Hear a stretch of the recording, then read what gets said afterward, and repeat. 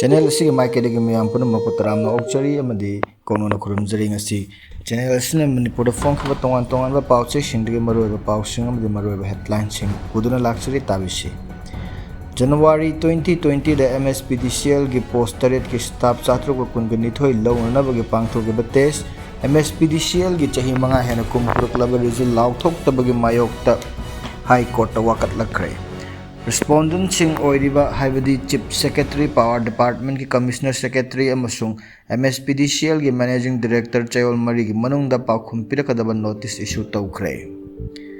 Chief Minister Ramba Beren gi audio tape ni haiduna Koser Supreme Court ta wakat lakhiba case achum ran khangdok naba Forensic Science Laboratory ni report pikhat laktabada Supreme Court na mai hawna sawkhre Imphal SK encrosser sing the eviction ayang pali lambi paring gidi encrosser masa na sidok sa duna lokthok pa hore jiri lambi gari lakgi chang hengalakli Imphal Dimapur lambi su matam changkhi gadori bypass su mong tadre hojik maruiba pauta bisi January 2020 da MSPDCL ki postaret ki staff chatru ko kungani thoi longna bagi pangthok ki test MSPDCL gi chahi manga hena kumpuruk laba result lauthok tabagi mayokta High Court ta wakat lakre Respondent sing oiriba Chief Secretary Power Department gi Commissioner Secretary amasung MSPDCL gi Managing Director da Chayol Mari gi manung da paukhum pirakadaba notice issue tawkhre Kumja 2017 da pangthokiba taraga mathoi suba Manipur Legislative Assembly gi mikhal result lauthok laba matung chahi adugi March 15 da wasak lauduna Manipur gi lengak loan pai riba miyam gi lengak adugi matam kumja 2020 gi January 9 amasung 12 da Manipur State Power Distribution Company Limited MSPDCL gi tongan ba postaret ki staff chatruk ka kungani thoi lamuna magdamak aiba changyeng pangthok khrabasung asi chahi manga henjilaklaba phawba changyeng adugi result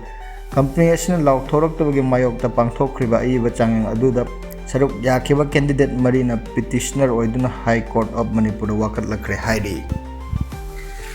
Amarom da na en biren gini haiba audio tape ki matang na Supreme Court karigi report thengthribno Chief Minister Nongthombam biren gi khonjel ne haiba video ngakpi gani audio tape ki matang da Supreme Court na chathariba case asi chathakhiba hearing audio tape adugi matang na forensic science report karigidamak matam thengthribno haiduna court na hangkre kuki Organization for Human Rights Trust na file tarokhiba case aduga mari lainana ngasi tathakiba hearing da court na case asiga mari lainana order pass tawkiba tha ahumgi matung phawbu Chief Minister N Biren gi khonjel ni haiba audio tape adu achumbani natraga chumdabani haiba khangdok naba Forensic Science Laboratory report adu langthaktaba karigino hangkre hanagi Chief Justice of India Sajib Khana amasung Justice Sanjoy Kumar anigi bench na chahi asigi April thara chathakhiba hearing da hanagi Chief Minister N Bireni khonjelni haina leak oirakhiba audio tape aduga mari lainana Central Forensic Science Laboratory thagalakhiba report adu da pen dabagi nauna Forensic Science Laboratory report pikhatlak nab khangalakibni Justice Sanjay Kumar amasung Justice Satish Chandra Sharma gi bench ki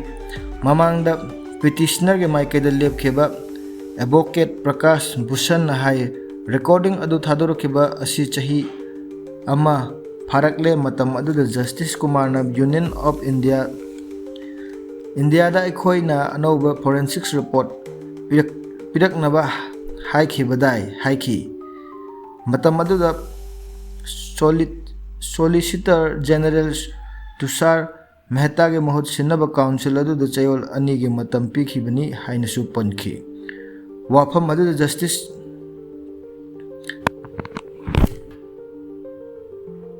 Justice Kumar na forensic report adu Kari tawkhrabage madu hojikti lakfam thokle haiki masidagi order asi me tha da pikhibani tha ahumgi matam hokre haiki hojikti Forensic Science Laboratory report adu pirakfam thokle haiki report adu pirak khrabra natraga pipeline da leiribra haibadu hangki council na report adu laktri haina pakhum pirakpadagi Justice Kumar na karigidamak madu thengthabano hanglaki tape ꯑꯗꯨꯒꯤ analysis ꯇꯧꯕꯒꯤ ꯃꯔꯤꯛ ꯆꯨꯝꯕ forensic science laboratory report ꯑꯗꯨ ꯄꯤꯅꯕ ꯍꯣꯠꯅꯕꯗ ꯃꯇꯝ ꯀꯌꯥ ꯌꯥꯝꯅ ꯆꯪꯈꯤꯒꯅꯤ ꯍꯪꯈꯤ꯫ ꯃꯁꯤ ꯂꯣꯏꯕ ꯈꯝꯕ ꯅꯥꯏꯗꯅ ꯂꯩꯍꯟꯕ ꯌꯥꯔꯣꯏ ꯍꯥꯏꯈꯤ꯫ ꯆꯍꯤ ꯑꯁꯤꯒꯤ ꯐꯦꯕ꯭ꯔꯨꯋꯥꯔꯤꯗ ꯁꯨꯄ꯭ꯔꯤꯝ ꯀꯣꯔꯠꯅ ꯑꯣꯗꯤꯑꯣ ꯇꯦꯞ ꯑꯗꯨꯒꯤ ꯃꯇꯥꯡꯗ ꯁꯦꯟꯇ꯭ꯔꯦꯜ ꯐꯣꯔꯦꯟꯁꯤꯛ ꯂꯦꯕꯣꯔꯦꯇꯔꯤ ꯔꯤꯄꯣꯔꯠ ꯄꯤꯈꯠꯂꯛꯅꯕ ꯈꯪꯍꯜꯂꯛꯈꯤꯕꯅꯤ꯫ ꯄꯤꯇꯤꯁꯅꯔꯒꯤ ꯀꯥꯎꯟꯁꯤꯜ ꯑꯣꯏꯔꯤꯕ ꯄ꯭ꯔꯁꯤꯗ ꯕꯨꯁꯜꯅ ꯕꯦꯟꯆꯇ ꯍꯥꯏ ꯂꯅꯥꯏ ꯐꯣꯔꯦꯟꯁꯤꯛ ꯂꯦꯕꯣꯔꯦꯇꯔꯤ ꯑꯣꯏꯔꯤꯕ ꯇꯔꯠꯁ ꯂꯦꯕꯇ ꯑꯣꯗꯤꯑꯣ ꯇꯦꯞ ꯑꯗꯨ ꯑꯆꯨꯝꯕꯅꯤ ꯍꯥꯏꯅ ꯁꯔꯇꯤꯐꯥꯏꯗ ꯇꯧꯈ꯭ꯔꯕꯅꯤ ꯍꯥꯏꯅ ꯐꯣꯡꯗꯣꯛꯈꯤ꯫ ꯃꯅꯤꯄꯨꯔꯗ ꯄ꯭ꯔꯦꯁꯤꯗꯦꯟ ꯔꯨꯜ ꯊꯝꯗ꯭ꯔꯤꯉꯩ ꯑꯃꯗꯤ ꯑꯦꯟ ꯕꯤꯔꯦꯟꯅ ꯆꯤꯐ ꯃꯤꯅꯤꯁꯇꯔ ꯐꯝ ꯊꯥꯗꯣꯛꯇ꯭ꯔꯤꯉꯩꯒꯤ ꯃꯃꯥꯡꯗ ꯆꯠꯊꯔꯛꯈꯤꯕ ꯀꯦꯁ ꯑꯁꯤꯒꯤ ꯃꯅꯨꯡ ꯆꯟꯅ chief justice of India D Y Chandrachud, justice J B. Pardiwala ꯑꯃꯁꯨꯡ ꯖꯁꯇꯤꯁ ꯃꯅꯣꯖ ꯃꯤꯁ꯭ꯔꯥꯒꯤ ꯕꯦꯟꯆꯅ ꯄꯤꯇꯤꯁꯅꯔꯗ ꯑꯣꯗꯤꯑꯣ ꯀ꯭ꯂꯤꯞ ꯑꯗꯨ ꯑꯆꯨꯝꯕꯅꯤ ꯍꯥꯏꯅ ꯎꯠꯅꯕ ꯃꯆꯥꯛꯁꯤꯡ ꯄꯨꯊꯣꯔꯛꯅꯕ ꯈꯪꯍꯟꯈꯤ꯫ ꯄꯤꯇꯤꯁꯅꯔꯒꯤ ꯀꯥꯎꯟꯁꯤꯜꯅ ꯇ꯭ꯔꯨ ꯂꯦꯕꯀꯤ